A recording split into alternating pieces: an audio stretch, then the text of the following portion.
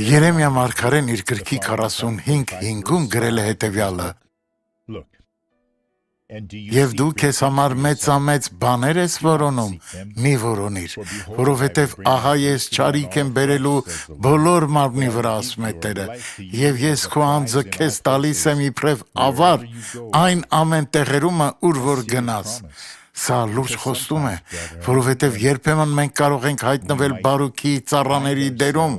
որը կեղծ մարգարե էր։ Աստված չի սիրում ստախոսներին,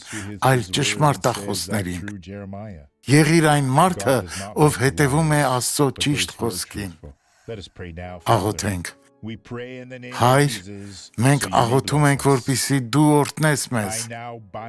Ես հիմա հանդիմանում եմ չարին եւ դուրս եմ նետում քո ներսում գտնվող չար ոգիներին Հիսուսի անունով։ Դու դև հեռացիր Քրիստոսի անունով։ Ամեն։